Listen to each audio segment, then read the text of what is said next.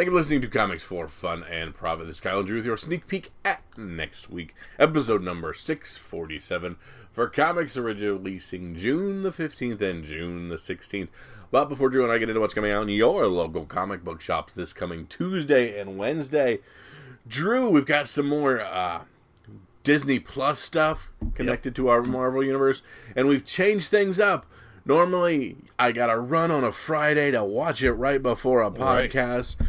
They switched it and did this Wednesday release, so now we have Wednesday comics and Wednesday Disney Plus. Man, things are just easy.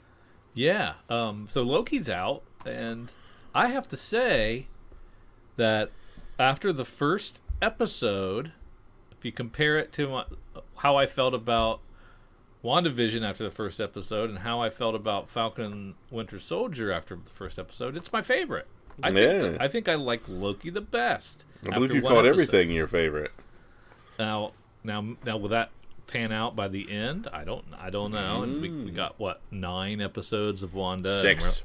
I'm sorry, we're getting 6 of Loki. Yeah, we're only going to get 6 of Loki. We only got 6 of Falcon. So, but I really liked the way it started out, and it had a bunch of fun little Easter eggs and hidden stuff and things I didn't catch until a rewatch. So yeah, it was tons of fun. I liked it. Absolutely. How about you? Yeah, way better than I thought I would like. So very cool. Really neat. I like the analog, like old style of the TVA and stuff. It's futuristic, but it's not futuristic. I think it was really like a cool. Steampunk type of deal. Exactly. Yeah, I dug that part. I like that part of it. I don't usually like Owen Wilson in anything. I don't think he said "wow" one time. I'm so mad.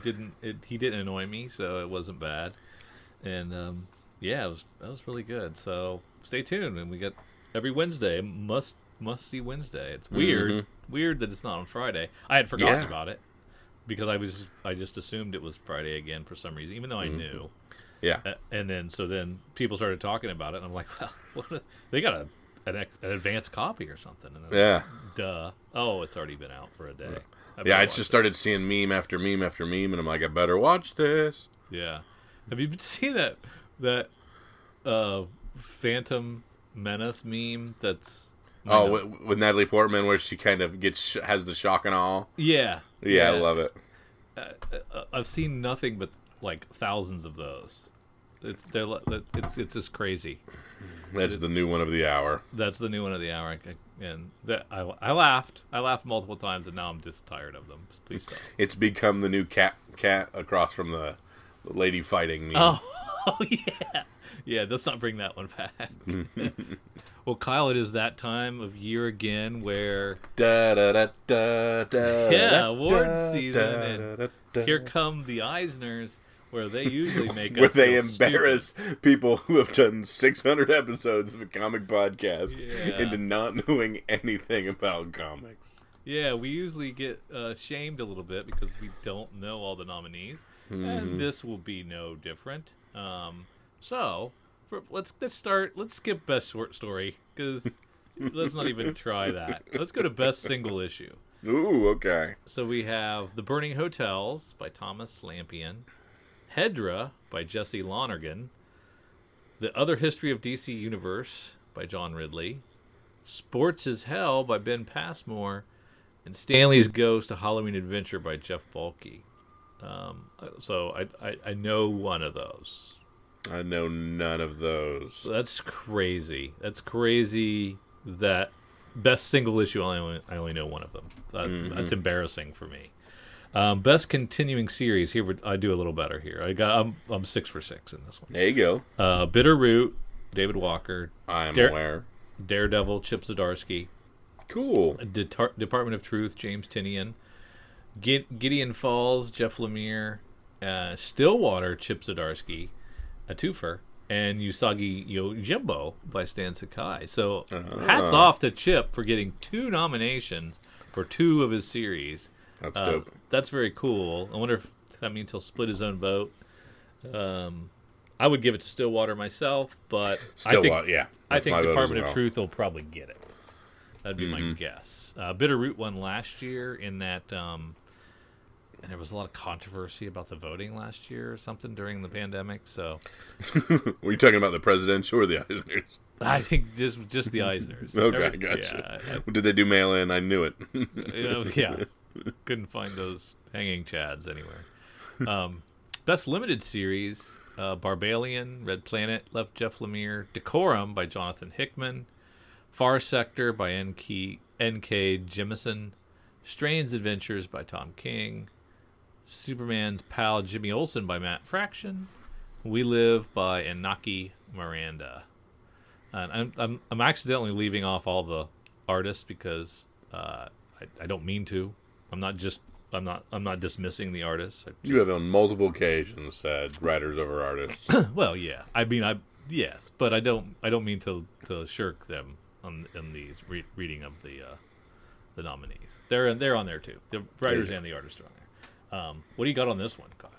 I can't believe Fraction snuck his way into there. I did enjoy the Jimmy Olsen series, but interesting. Yeah, of these 6, that's my favorite. Yeah, I wouldn't have named these 6. Correct. That's exactly what I was thinking. But of these 6, if I have to choose, it's Superman's Pal Jimmy Olsen for me.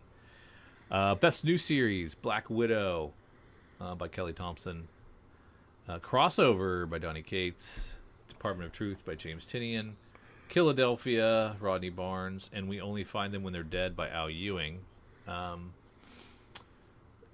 Crossover. I would give it to Crossover if it was my choice, but I think Department of Truth probably win this one if they don't win the other. I was going to say that they're going to win one of those two. They like to try to split and give everybody a little bit of pub. I would think so, but you never know. It also could be something very different. They could go with, well, these are all pretty mainstream, actually. Mm-hmm. And then we do best publications for early readers, kids age 9 to 12, and teens. I have a kid age 9 to 12. Do you want to read these? No, I don't even have the page pulled up. Yeah. Well, the only thing I recognize Superman Smashes the Klan, which was great. I love that. Dragon Hoops, both of them by Gene Young Lang, so that's kind of cool. And those are the only 2 I really recognize on the list of different all ages things. Gotcha.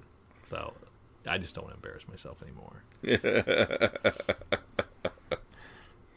As we slide down to, let's go to Best Writer. Best Writer, Ed Brubaker for Pulp and Reckless. And Friday, on Panel Syndicate, which I didn't even know about, so I got to go to Panel Syndicate. I was going to say, you being the Brubaker man, that's I better sad figure that out. I missed that. Matt Fraction got nominated for Superman's Pals Jimmy Olsen, Adventure Man, November, and Sex Criminals. Jonathan Hickman nominated for Decorum, X-Men, Giant Size X-Men. Jeff Lemire was nominated for Barbalian, Black Hammer, The Question, Family Tree, Gideon Falls. James Tinian, the 4th, nominated for Something Is Killing Children, Win, Batman, Department of Truth, Razor Blades. And Chip Zdarsky nominated for Stillwater, Daredevil, and Fantastic Four / X-Men. I mean, it's my boy James Tinian the 4th. He's the dude. I've been saying it for years. That's who you're giving it to, huh? Yeah. I mean, I would give it to Ed Brubaker, but I do that every year. Come on now. So I would probably. I think a Chip could win this one. Too much of a Brubaker stan. If you give Chip this, you don't have to give him one of the best continuing series since he had 2 nominations. So that makes sense to me. Best Writer Artist, besides Gene Young Lang for Dragon Hoops, it's Adrian Tomine for The Loneliness of the Long Distance Cartoonist, Craig Thompson for Ginseng Roots, Trung Nguyen for The Magic Fish, Pascal Juselin for Mr. Invincible, and Junji Ito for Remina Venus in The Blind Spot. So I'm going to give it to Dragon Hoops for that one. Kyle. Sure. Yeah. Best Penciler Inker or Penciler Inker Team, Mike Allred. I hate Allred. I mean, I don't hate Allred. It's just not my thing. Yeah, he did a Bowie Stardust thing. Marco Cicchetto for Daredevil, Jorge Corona from Middle West, There you go. Bertrand Gattignon for Pistuvi. That was all French. Mitch Gerrards and Evan Doc Shaner for Strange Adventures, and Sanford Green for Bitter Root. Ooh, Sanford Green's good too. That's another good one, but I'm going Middle West. Man. I guess I go Marco Cicchetto for Daredevil on this one. As we go to Best Cover Artist, we have Jamal Campbell, Mighty Morphin, and Far Sector. Simone DeMaio, We Only Find Them When They're Dead. Those We Only Find Them When They're Dead covers have been awesome. Yes, they have. Mike Huddleston for Decorum. Dave Johnson for Butcher of Paris. Peach Momoko for Buffy. Mighty Morphin, Something is Killing the Children, Power Rangers, Dynamite, Vampirella, The Crow, and various Marvel variants. And Ramon Perez for Stillwater. I think you give it to Peach Momoko, right? Yeah, based on quantity alone. Yes, exactly. Best Colorist, Laura Allred, Jean-Francois Ballou, Gippy, Marte Gracia, Dave Stewart, and Matt Wilson. And Dave Stewart's always done some good stuff. They don't even have... what their work is. For Matt Wilson, they don't even have Manifest Destiny. Of course, they did take some time off from that. Maybe they didn't do enough in the time period to qualify. But they do give him Undiscovered Country, Firepower, and Thor. Matt Wilson is on Manifest Destiny, isn't he? Maybe he's not. I don't know. You're giving it to Dave Stewart, though. Yeah. And you could give it to him every year, too. Yes. Yeah. I'll do the same. Best lettering. I mean, come on. How do we know? How do we know what best lettering is? But it's Mike Allred, Darren Bennett, Stan Sakai, Russ Wooten, Clayton Coles. Same old. Sure. Best comics-related journalism and periodical. We're not on there. Man, snubbed again. What? I hear you have to pay for these nominations anyways. So they give it to Alter Ego, Back Issue, the Comics Blog, the Comics Journal, Panel by Panel, and Women Write About the Comics. Yeah. We're boycotting that one. I was going to say, I believe we have to abstain. There is a comics blog at the Washington Post, which I wasn't aware of. That's interesting. Let's see. Anything else on these nominations that we should talk about that are interesting? Every time we go through, I realize I don't read enough books. Yeah, I mean, there's tons more categories, and I don't read like any of those. So, and I read a ton of stuff. Mm-hmm. I guess I'm super mainstream-ish. And we are such white girls. Don't read OGNs. Basic white girls. I do not read enough OGNs. That's the problem. So now let's slide over and talk a little bit about DC's upcoming comics that are coming out. Let's see, June for, what did we say? August? June for August. So let's go and take a look at the DC Connect issue 13 and see what's on the agenda. Batman the World. Oh, wow. Who's doing this? $25, Azzarello. Just like a hardcover?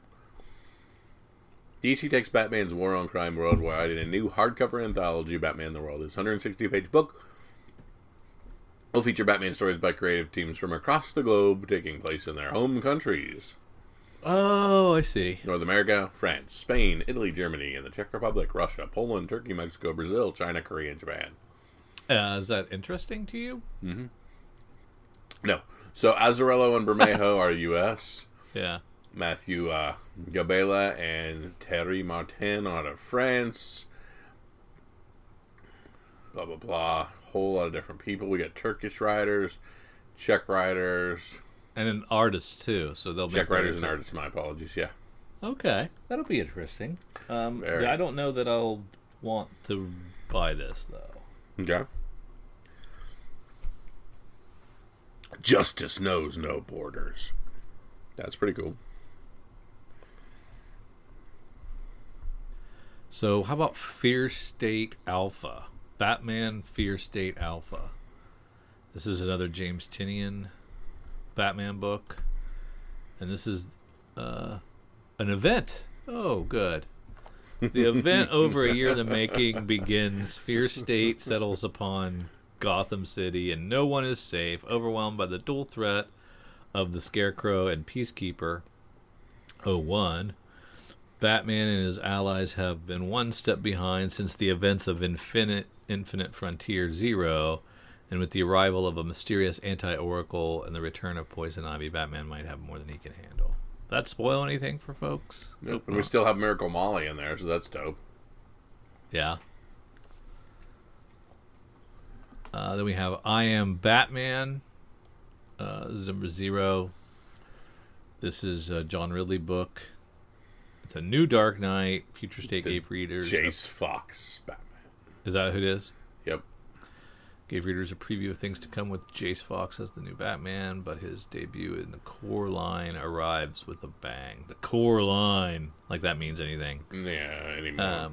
Picking up immediately from the events of the next Batman, Second Son, Jace thrusts himself into action. Whew, I can't do multiple Batmen. I can't. Doesn't even sound interesting to me is the bad part. How many of those Future State next Batman stuff Nothing. did you read? Yeah, did you? I touched I think I I tried. don't think I ever got past the first issue of any of them. I was just like, dip in, dip out. Yeah. And then I stopped reading the Second Son, too, so that's my fault. Let's see. Then we have Hardware Season 1, which, when I thought this was Hardcore, the Image book, so I got confused there that this is an Icon book, right? Or a Milestone book. Yeah. Cool. Then we're going to have a crossover, Sandman Universe and Lock and Key doing another crossover. Or is this just a continuing thing on that? Might just be that. Then we have Batman 89. Hey. Step back into the Tim Burton Batman universe. Sam Hamm's going to do the writing on it. Joe Quinones doing the pencils. That's sweet. Mm-hmm.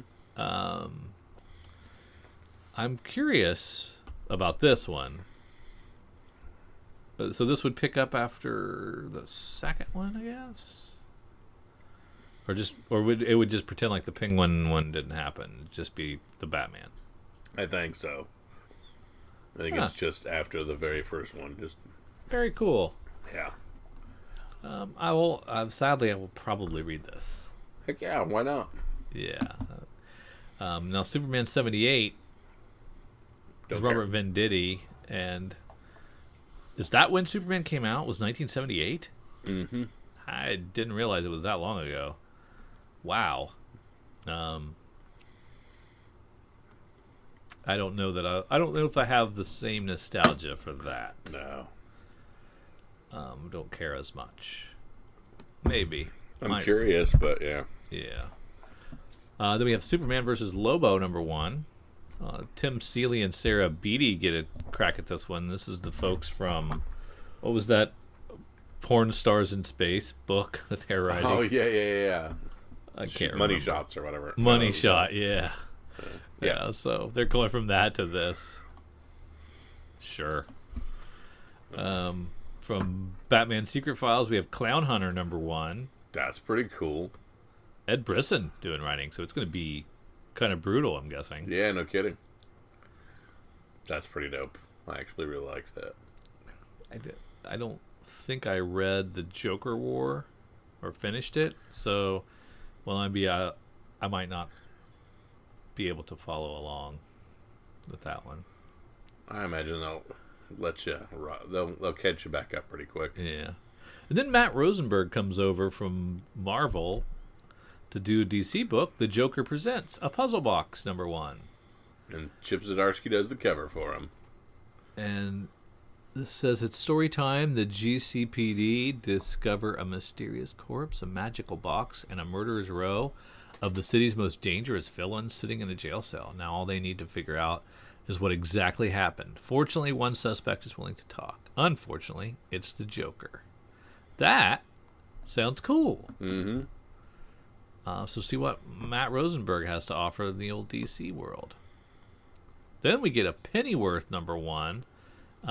Scott Brian Wilson doing the writing and pencils by Juan Gedeon.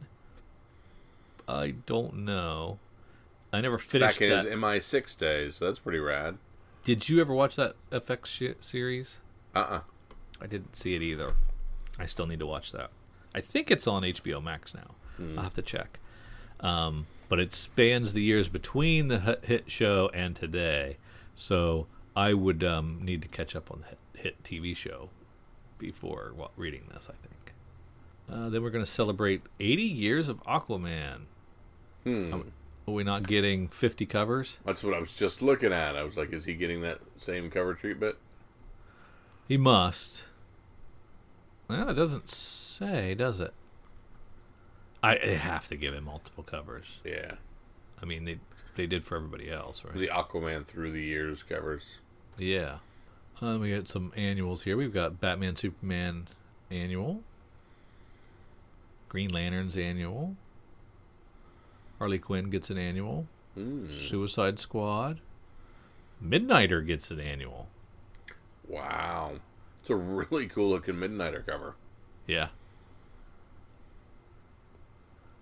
And then Suicide Squad Case Files, written by Jerry Conway. So this and is art based on by the movie. Oh, is it? Yeah, because that's John Cena on the cover. Oh, yeah. There you go. So I wonder if they're all... Okay, I wonder if they're all getting their own individual book? Maybe. Discover the legacy of the film's eclectic villains. Then we have a Harley Quinn's Greatest Hits. It's a $10 trade. Looks like a bunch of trades now, doing some Suicide Squad trades, tons of them.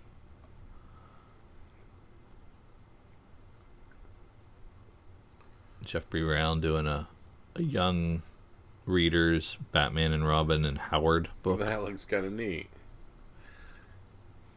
To Damian Wayne, there is nothing more important than protecting the streets of Gotham City as Robin. But when he makes a critical mistake while out on patrol, Damian finds himself benched. And what's more, Damian's dad, Bruce Wayne, a.k.a. Batman, decides that starting over in a new school will be just the distraction Damian needs from his superhero routine. Certain that Gotham Metro Academy has nothing to teach him, Damian is completely unprepared for the challenges he finds in Howard, the smartest and most athletic kid in school. The boys' rivalry is instantaneous and fierce, and both are sure only one of them can be the best in their class. Then we go down to action. There, he reaches 1034.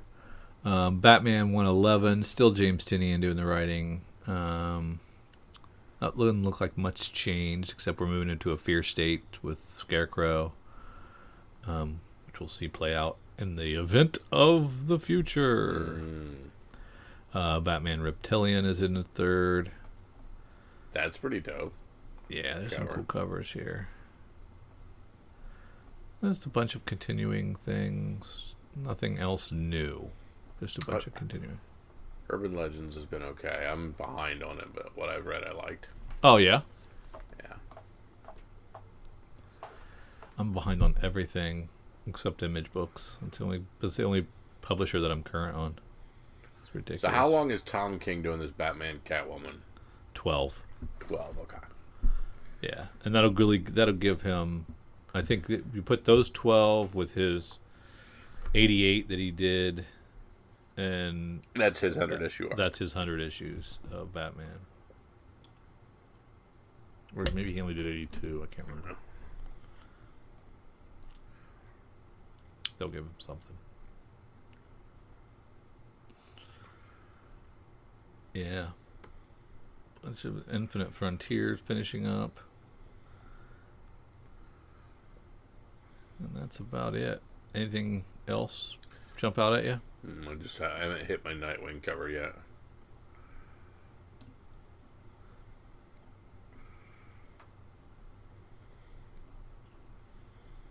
I didn't find it. Either. I must have zipped right by it. Unfortunately, that's pretty easy lately with some of the covers for it. There it is. Oh, that's right. It's the changing one that I thought was weird. I like the variant. You've already seen it? Hmm? Oh, yeah. Yeah, you sent me the cover A. Oh, yeah. Yeah, you were not as thrilled with that as I was. Mm-mm. Is the dog on the variant? Is the dog peeing on the hydrant? Yeah, that does it for me. I like that one. Yeah, not bad. Well, that's what DC has coming out.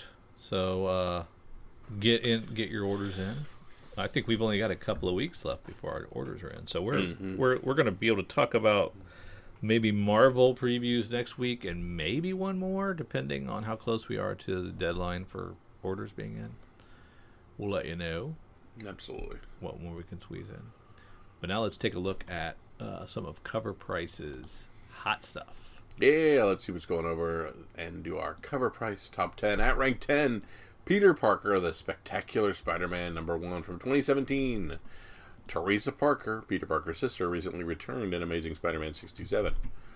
Her return brought renewed interest in her first appearance in Peter Parker, the Spectacular Spider-Man #1, though her true first appearance is the 2014 graphic novel Amazing Spider-Man Family Business.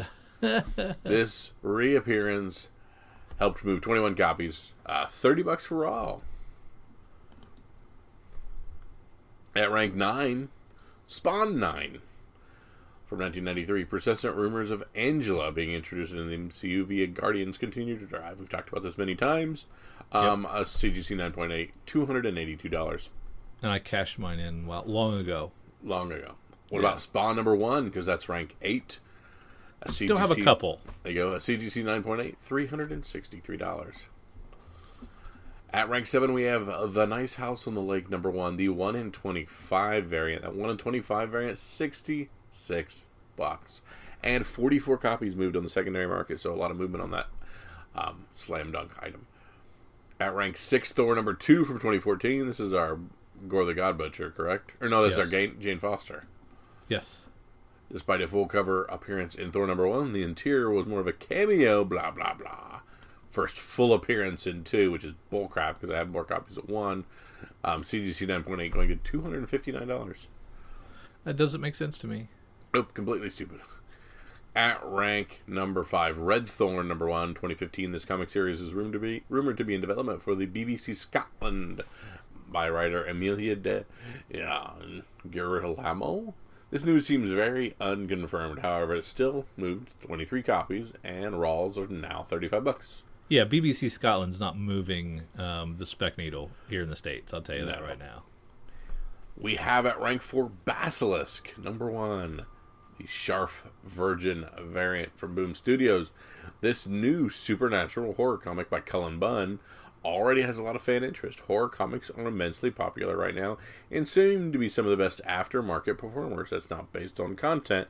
The Virgin 1 per store variant instantly spiked in value, moved 46 copies on the market, and it had a high raw sale of $108.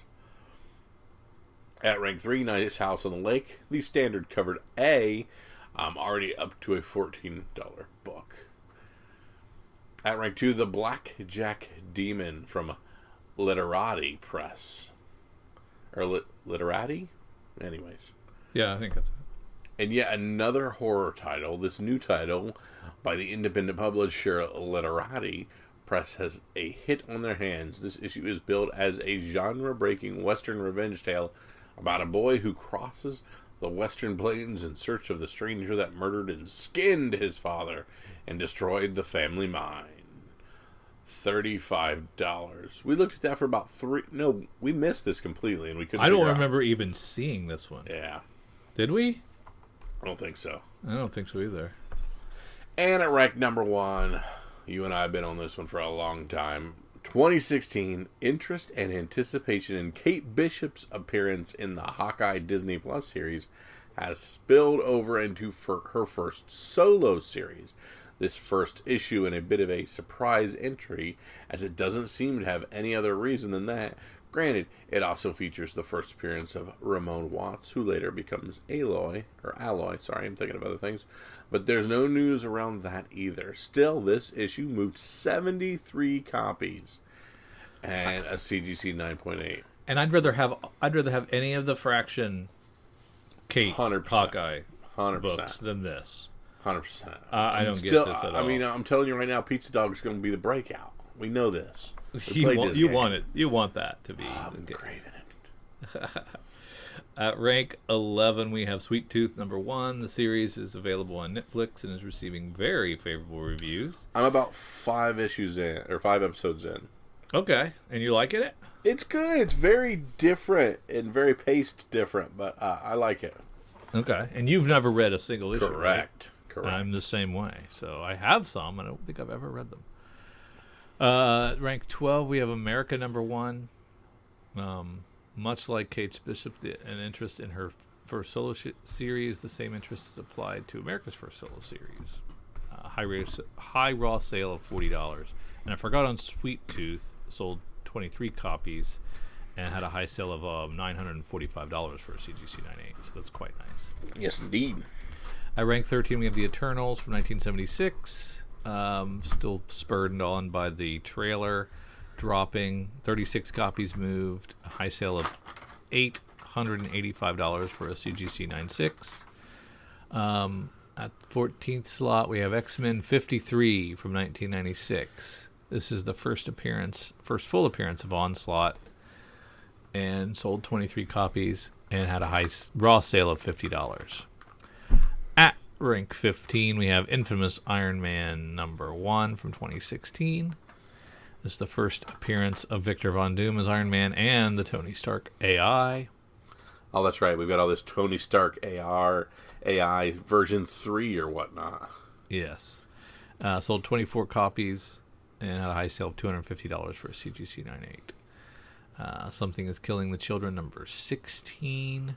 The one per store Virgin variant. Sold for $150. Superman 10-Cent Adventure from 2003. This is the first appearance of Supergirl Seer L, who will be appearing on The Flash and is going to be played by actress Sasha Calais. Sold 11 copies and had a raw sale of $24.50. At rank 18, we have Witches #1 from 2014. Scott Snyder has given an update recently. We're working on the screenplay right now for New Republic, and that's very early on in the production then. But this still made it move 19 copies and it had a high sale of $58 for a 9.6, which is a little lower than I would have imagined. Captain America #16 from 2006 comes in at rank 19. This is the first appearance of Red Skull's daughter, Cynthia Schmidt, as Sin, previously appearing as Mother Superior. This is trending due to speculation she could appear as the main villain in Captain America 4. Sold 15 copies and had a high raw sale of $70. And at rank 20, we have Something is Killing the Children #16, the Jenny Frizen color variant from Boom. Sold 27 copies and had a high sale of $50 for a CGC 9.8. Continues to sell. Sell, yep. Now we have a chance to take a look at final orders. And let's start. Should we start DC's final orders? Sure. Yeah, let's check it out. See what they have to say. Yep. So the DC stuff will be out. These orders are due on the 13th. So these are due by noon on Sunday, right? Yes. Yes. And that Jock cardstock variant for Batman 110 is very nice. Mm-hmm. He usually does creepy stuff like this that captures people's imaginations. So that might be one to keep an eye on. Your Batman Fortnite 0 point hardcover for $25 that you can get on a pretty good discount if you order it ahead of time. You will not get it until 9/7/2021, but will have all 7 digital codes within it. Just FYI. Yeah. And you can probably sell all those codes and make your money back. Correct. Batman Secret Files, The Signal, #1. So The Signal gets his new book. This is Duke, right? Mm-hmm. There's Urban Legends, which you've enjoyed. Yeah. I like my Red Hood stuff.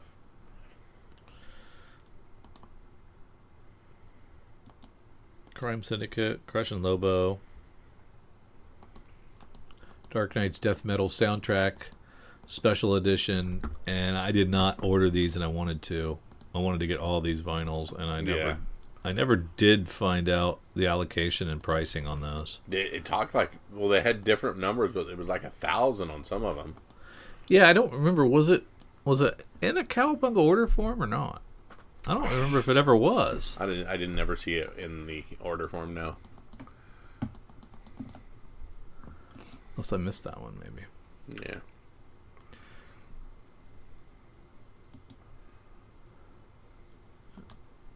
And then some of the Scout comic stuff that slips in there. Are they only through Lunar? Did we have this conversation already? We have not. Are they only distributed by Lunar now, or are they in both Lunar and Diamond? No clue. No clue. Well, we'll find out in a few seconds. Yep. And then the second issue of Nice House on the Lake. Not sure it'll do as well. But you never know if it's anything like... Yeah. Yeah.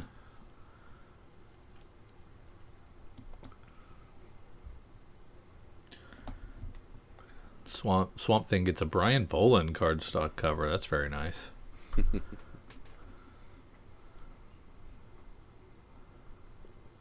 Now let's slide over, unless you had something else from DC. Let's take a look at what's coming from Image Comics, where their final order cut off. All right, let's check our Image books.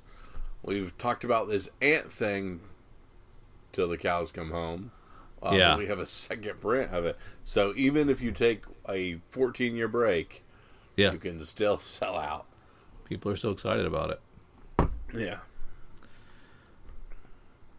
Third issue of Good Asian. Fourth issue of Geiger.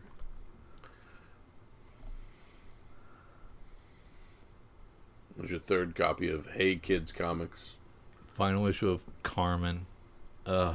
Such a good book. I just finished 4 yesterday. Man, it was so good. Noctera 2 going to a 4th print. Noctera 3 going to a 3rd print. And Noctera 5 coming out with 4 covers. Post Americana's penultimate issue. 6 of 7. And then we have Ordinary Gods. And this is, who doing this? Kyle Higgins doing the writing? Yeah. So, hot off his Radiant Black success. This is a centuries-spanning action epic. Might be good. Yeah.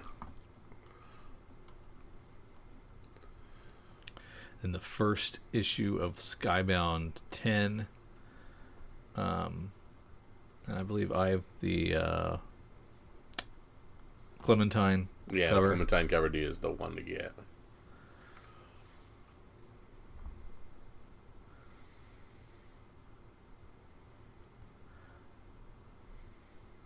And we get an ultra mega and manifest destiny story in here, so some cool stuff. Now, is the Stray Dogs #1 4th print, is that an homage to a movie? Probably. What about the 3rd print of issue 2? You think that is as well? Yep. We should have been on all these, man. That is Evil Dead. Is the Stray Dogs #2 3rd print. Yeah.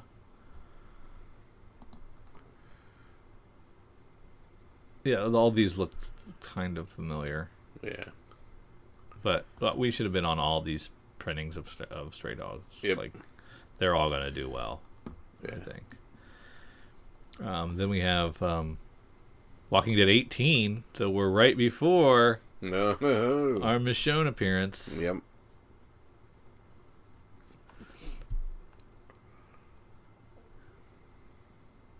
Only 3 covers there. Yeah, I got to think about those Stray Dogs subsequent printings. Mm-hmm. They're really tempting, but I'd have to get all 4 of them because I wouldn't know which one was going to be the hot one. Correct. Yeah, don't know.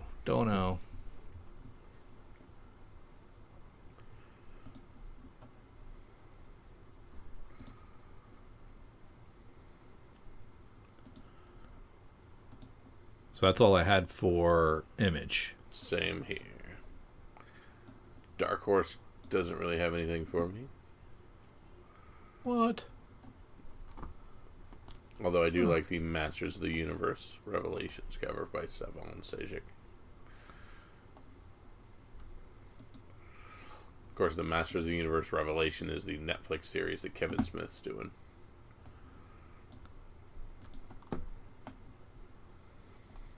Okay, I didn't know that.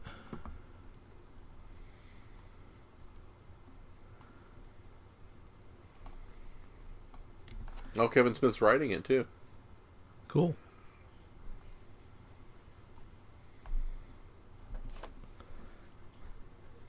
Think of that TMNT Last Ronin second printing for issue 3. That's a cool looking cover, I think. That is, actually. That's really cool. Isn't that my boy Donnie? Yep. Gotta be. That's really cool looking.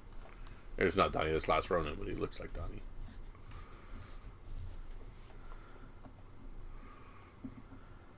Then as we slide down into Marvel, we're getting Amazing Spider-Man Annual.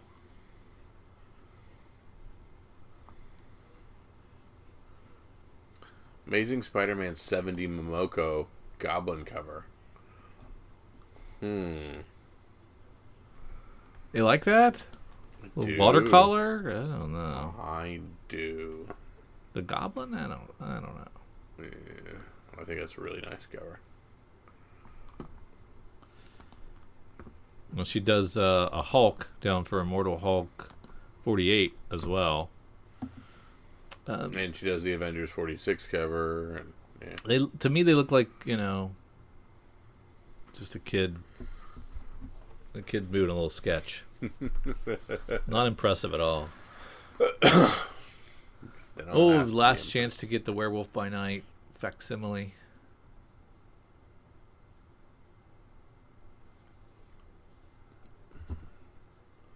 We'll see. I think they canceled this on me before. Mm-hmm.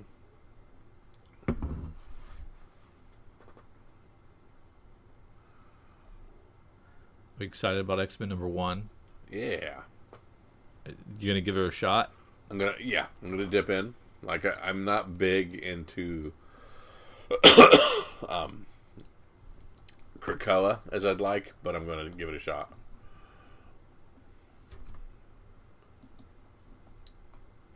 Well, I mean, it's a #1, so Yep. it's on them if it's not incredibly accessible. You got it. Because it's friggin' #1. A lot of Betty Page books from Dynamite. Whole bunch of Betty Page. Holy moly, there's a lot of Betty Page.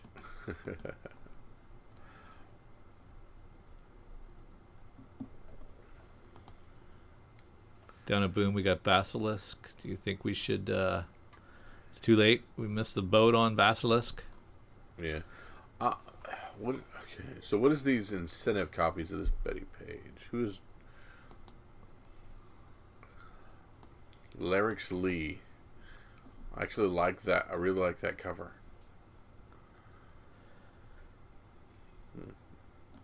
So we have Sass Milledge is this new artist that Boom is putting the book called Memo #1, and it just have let me look at some interiors here real quick.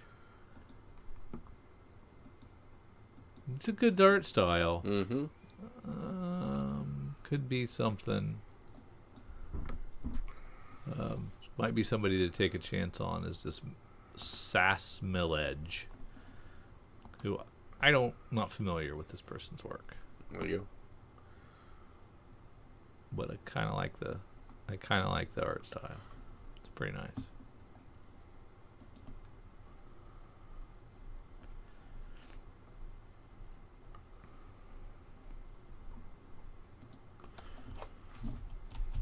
Gotta put my Walking Dead order in real quick. Shoot, I don't know about this. Oh man, how many facsimiles did I order? I should have already ordered multiples. Mm-hmm. So I don't think I need to order that again. But well, make sure everybody knows I'm serious about it.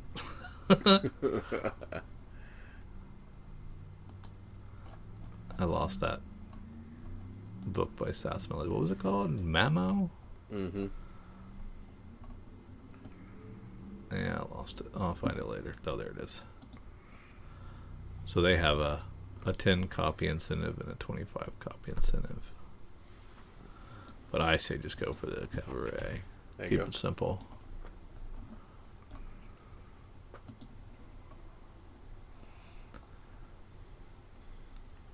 From Artists, Writers, and Artisans, Frank Cho is writing and doing the art for our Fight Girls #1.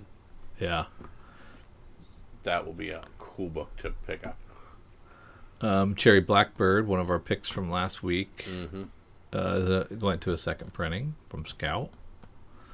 But they just recolored the cover. Boo. Boo. Come on now.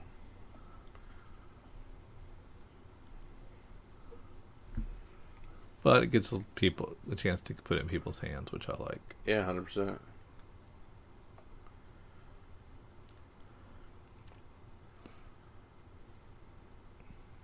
I know I've asked you this about Life is Strange before, but is this a sequel video game, or is this they're all still sequel. They've all moved on. So this has there's multiple Life is Strange video games. Not Yes. just one. Okay.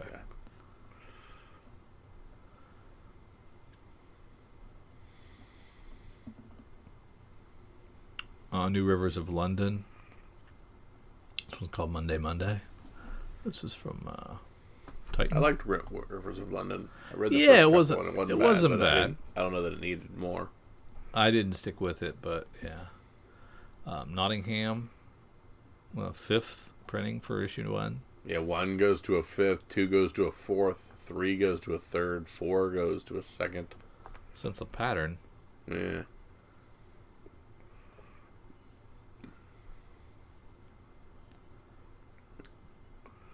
And then Zenoscope did say Van Helsing versus the Invisible Woman, which some amazing covers. Yeah. Holy smokes.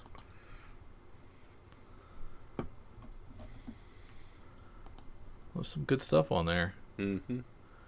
A very long list of FOC stuff.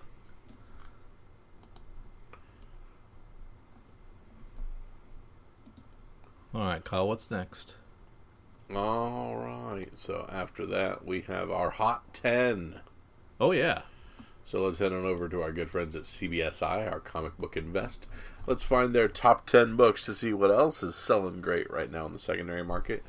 And let's start at number 1, Web of Spider-Man #1, the Mark Bagley 1 in 25 variant.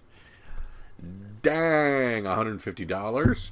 Yeah. I guess people still love old Harley Keener, and now that he is in the comics, the ignition was lit. Yeah, that's crazy. I wonder what the cover A is selling for. Yeah, it's insane. At rank 2, Holy Crap, God Country #1 from our boy Donny Cates. Sweet Tooth Schoner was chosen as director, and that apparently made people pretty happy as 9.8s are hitting all-time highs of $350, which is more than double what they were just a few weeks ago. Legendary Pictures, outside of Marvel Studios, is my favorite studio company, so I have high hopes for this one as well. Come on, God Country, I have so friggin' many. So you're still holding on. I shouldn't be, but I am. You're still holding. I have enough to sell now and for perpetuity. At rank 3, we have Hawkeye, number 1 for 2017. Kelly Thompson writing this. Not sure why the sudden price surge for this book, but it is up from its $10 to $15 to $40 friggin' dollars and has sold a truckload of copies. Maybe the thought is, if America Chavez shows up, so will Ramon Watts. Well, no, I mean, I think the costume design from the set pictures that we've seen, very similar to this. Yeah. Maybe even more so than the Fraction. I don't know. So, I mean, I think that could have something to do with it. Mm-hmm. Who knows? Who knows? At rank 4, we have Black Widow, number 6. The second print, Elena Casgrande 1 in 25 variant. So here we have yet another second print 1 in 25. Those that pre-sold this for around $40 to $50 got out too quick. This one is approaching the $100 mark, even though it is just the design variant. At rank 5, we have Nice House on the Lake, number 1, the John Gallagher variant. Copies are now in hand, and the trade dress is hitting $60 to $70, more than double the initial buy-it cost. The A cover is also doing quite well, around $20. Happy to see these DC Black Label books doing great.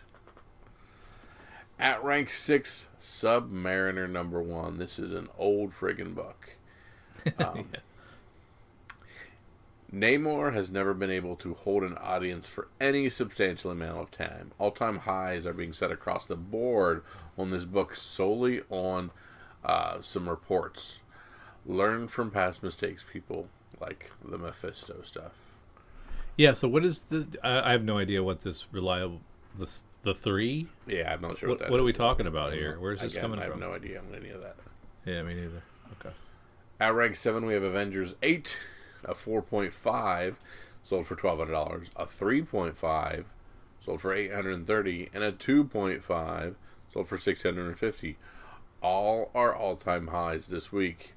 I think it's pretty clear at this point that Kang is coming. If he does show up, these current prices will be the floor going forward.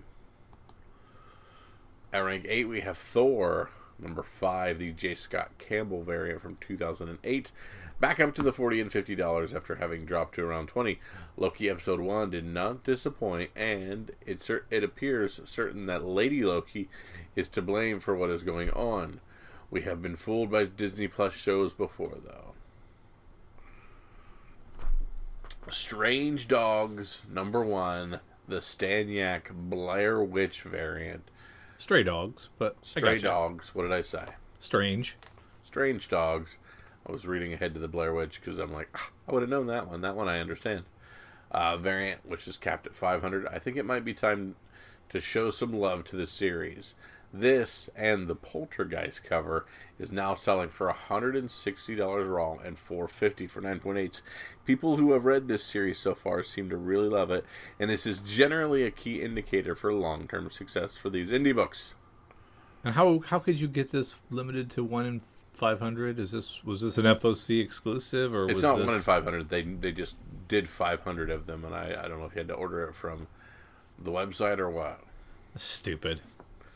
Sorry. If I can't get it through pre-order or FOC, doesn't exist. Gotcha.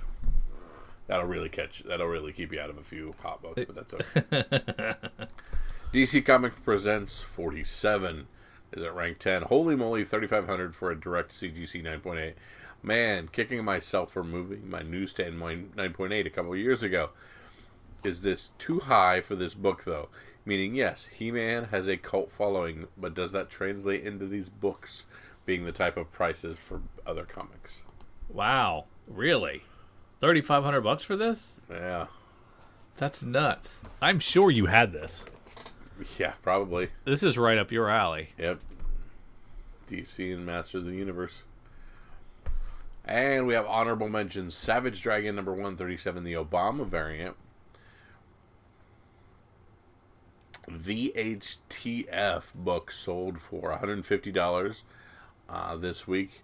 No other raw listings. A 9.8 is listed for $800. Nothing else out there at the moment. If you haven't been tracking any of the Savage Dragon books from like 125 to 199, they are impossible to find. I didn't know anybody was looking. Yeah. The other honorable mention from our older stuff, we have Victory Comics number 4. This one checks a lot of the pre-code boxes. Hitler appearance, hypodermic needles on the cover, and a 5.5 copy sold this week for $6,600. To put that staggering number in perspective, a 9.4 Edgar Church, Mile High Comics sold last year for only $10K. OSPG has this one valued at $400 in this grade. Jesus, they're off. Yeah.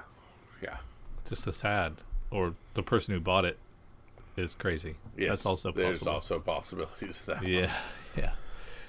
All right, Drew. We've looked at our orders coming up. We've looked at what is spiking on the aftermarket, what the hits and misses are. I think it's time to do our sneak peek, sir. I think you're right. Catwoman's not bad. Jenny Frison always does good work. Kind of like that over at DC. Yep, we've gone to Lunar Distributions to check out our DC books. Nightwing. You're not a fan of these, but I think that Raphael Grassetti cardstock B is really nice.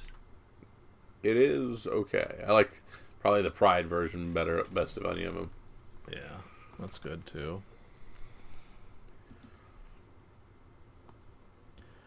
Static looks okay. I'll be checking these out just because I want to read them, but I don't know. Not a great cover. None of these are great covers. There's nothing good in DC today. If you ask me.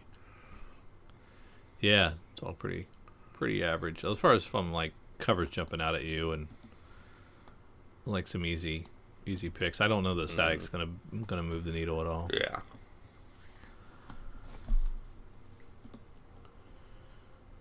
So then, what do we got from the rest of our crew? Let's head on over to the rest of our stuff. Compass number 1, Greg Rucka. Yeah, that looks interesting. We were trying to figure out if this is a... Oh, it's not Greg Rucka. That's right. It's him. Yeah, Greg Rucka probably presents a new direction in adventure. Yeah. So this is the Old Guard Tales Through Time team. I'm just not as excited as I should be, I don't think, for it. Yeah. I was excited about this Good Asian second print when it came out. Mm-hmm. So I'm anxious to see if that pops when it lands. I pre-ordered a few of those.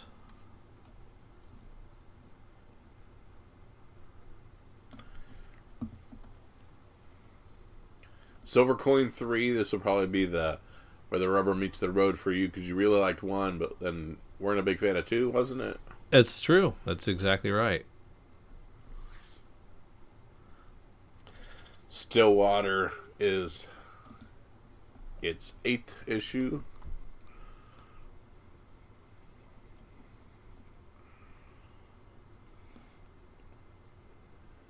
All those Jupiter's Legacies, man.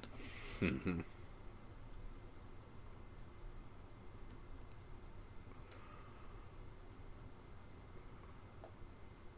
Walking Dead 17 on sale this week. Did we have all those covers before? Yeah. The Pride one was added a little later. Okay. It was there on FOC, though.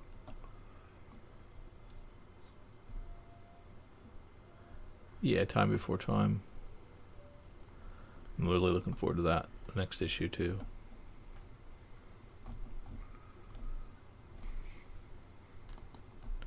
Some tough choices. Mm-hmm.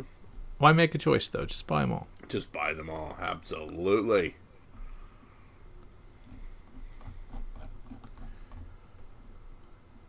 All right. Down into our Dark Horse books. Not a lot there for me. The Norse mythology is apparently a continuation series. Yeah. IDW has a High Republic issue 5. It's a good looking issue 5. Yeah. The 4th issue of Alien. I've really enjoyed this book. This relaunch has been good. It's done well. It seems like people seem to really like it.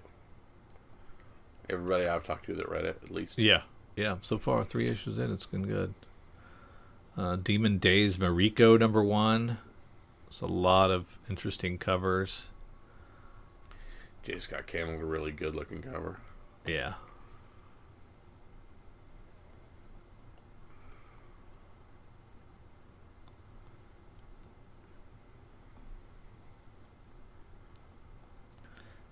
Miles Morales 27 Clone Saga is going to be... It's a good cover. It's a very good cover on that one. The Taryn Clark cover.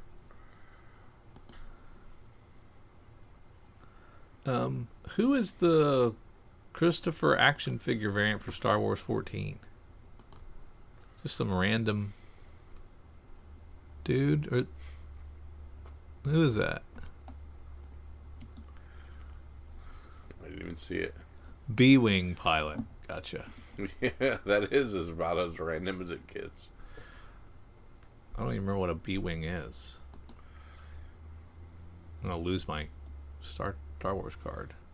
Oddly enough, I believe the B-Wing is the one that looks like a T. Oh, okay. Yeah, I know what you're talking about. Holy moly. It's time for the 200th issue of Venom. Finally. When was this supposed to be out? Long time ago, right? Yeah. What were we waiting on? What was the delay? I don't know, but we got At least some 2 issues. months. It's at least 2 months late. Yeah. Is there any heat left in this thing? And which one? Which cover? Yeah.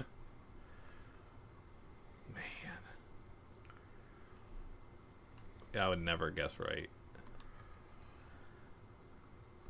Maybe the Jock?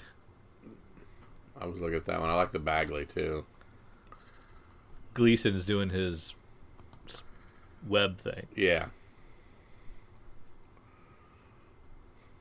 But it's $10, so Yeah. It's a heck of a flyer. it's a heck of a flyer, yeah. As usual, I don't like the Varegi. But I think it's a slam dunk that something's gonna happen. Yeah, something's right? got to happen.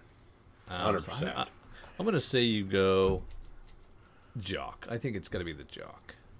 And I don't feel 100% confident, but David just think- Aha knocking the X-Corp cover out of the park. That's all I know.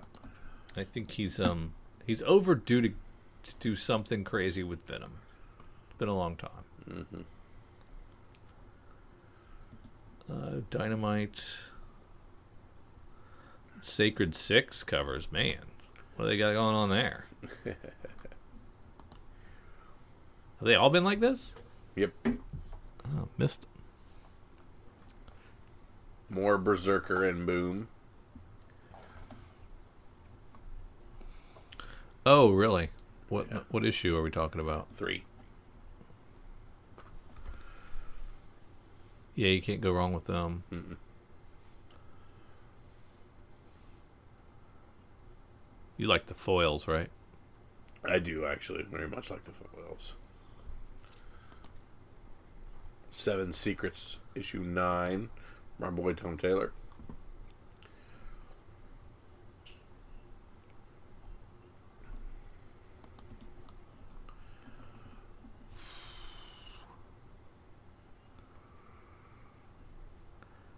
You don't read Annie Bonny anymore from Blue Juice, do you? Nah, it's just too. It takes too darn long. I like them. They're good when they come out, but I'm reading too many books. Yeah. What was the one before from Blue Juice before Annie Bonnie? What was that one called? That time travel book. You liked it. Yeah. Can't remember what it was called, though. Your brain's toast. So is mine. It's mush. The Winky Woodcock Girl Who Electrified Tesla hits issue 3.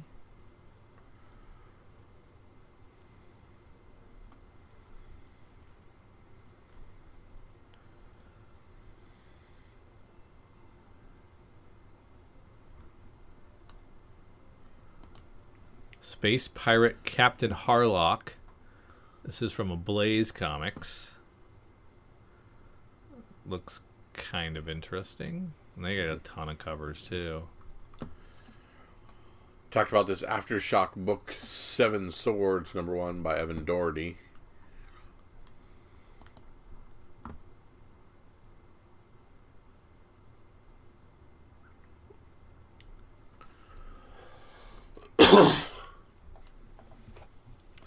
So from Ablaze Comics, we have Space Pirate Captain Harlock. Yeah, I mentioned that. Oh, did you? I just saw the Derek Chew cover is what is the reason. I did not mention that, though. Yeah, the Derek Chew is pretty good. Yeah.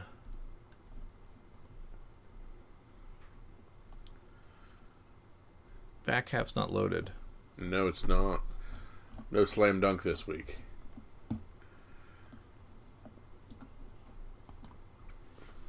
But I will take the flyer on Aftershock and Seven Swords, #1.